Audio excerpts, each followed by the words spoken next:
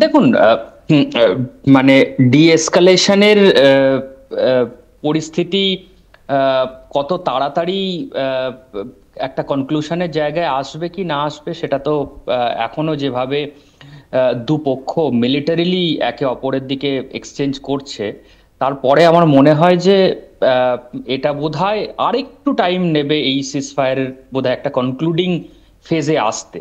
কিন্তু আমার যেটা মানে বড় রকমের একটা অ্যাপ্রিহেনশনের জায়গা, সেটা হচ্ছে যে ইউএস ইন্টারভেনশন, কারণ বিগত দিনে ইউএস পাকিস্তান এবং ইন্ডিয়ার যে বাইল্যাটারাল কনফ্লিক্ট ছিল সেখানেও ইন্টারভিন করে তিনি সেলফ ক্লেম করেছেন যে সেখানে তিনি একটা কনফ্লিক্ট রেজলিউশনে পৌঁছে দিয়েছেন, সে কিন্তু দাবি করেছে, হ্যাঁ। পরবর্তীকালে সেটা নিয়ে অনেক ইপস অ্যান্ড বিটস।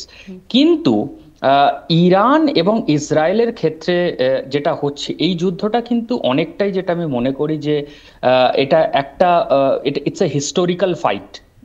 এটা শুধুমাত্র আজকে ধরুন একটা সম্মুখ সমরে নেমে যাওয়া নয়।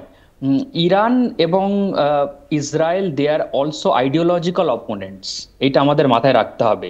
এবং ইসরায়েলের সাথে কিন্তু আমেরিকার যে আইডিওলজিক্যাল ব্যান্ড উইথ, সেটা কিন্তু ভীষণভাবে মেলে, এবং তারা শুধুমাত্র স্ট্র্যাটেজিক বা ডিপ্লোম্যাটিক কোনো অ্যালাই নয়।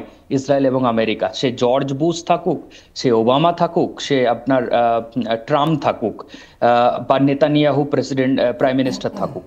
তো এই জায়গা থেকে এবং দাঁড়িয়ে ইরানের আমার মনে ইরানের হয় সঙ্গে আমেরিকার একদম সমীকরণটা একদম উল্টো।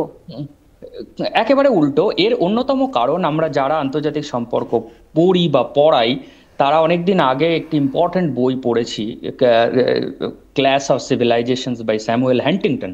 তো স্যামুয়েল হ্যান্টিংটন তার বইতে খুব উল্লেখযোগ্যভাবে এটা বলে গেছেন যে সিভিলাইজেশনের ক্লাস এটা অলওয়েজ ছিল এবং এটা লাগতে বাধ্য। এবং তাই আমি অলওয়েজ বলি যে ইরান ইসরায়েলের কনফ্লিক্ট আজকে যে এই যে সিজ ফায়ার নিয়ে একটা অ্যাপ্রিহেনশন তৈরি হয়েছে, প্লেনে উঠতে যাওয়ার আগেই আবার ল্যাশ আউট করছেন ডোনাল্ড ট্রাম্প, এটা কিন্তু এই জন্যই হচ্ছে পুরো ব্যাপারটা। তার কারণ হচ্ছে এই পুরো সিজফায়ারটা কিন্তু একটা একপেশে জায়গায় সিজফায়ার হয়েছে। আপনি যদি দেখেন, ইন্ডিয়া এবং পাকিস্তানের ক্ষেত্রে এই সিজফায়ারটা যখনই স্টপ করলো একটা ইমিডিয়েট আকার নিয়েছিল, কিন্তু ইরান এবং ইসরায়েলের ক্ষেত্রে ইমিডিয়েট আকারটা না নেওয়ার কারণ হচ্ছে, যদি আপনি গ্লোবাল সুপার পাওয়ার হিসাবে আমেরিকার পাওয়ার অনেক বেশি রিডিউসড এখন, কারণ অনেক মাল্টিপোলার ট্রেন্ডস ওয়ার্ল্ড পলিটিক্সে এসছে, ওয়ার্ল্ড পলিটিক্যাল যে ওয়ার্ল্ড অর্ডার রিকনফিগারেশনের মধ্য দিয়ে যাচ্ছে, সেই জায়গা থেকে দাঁড়িয়ে আমেরিকা কিন্তু ভীষণভাবে আইডিওলজিক্যালি টিল্টেড ঐতিহাসিকভাবে ইসরায়েলের প্রতি।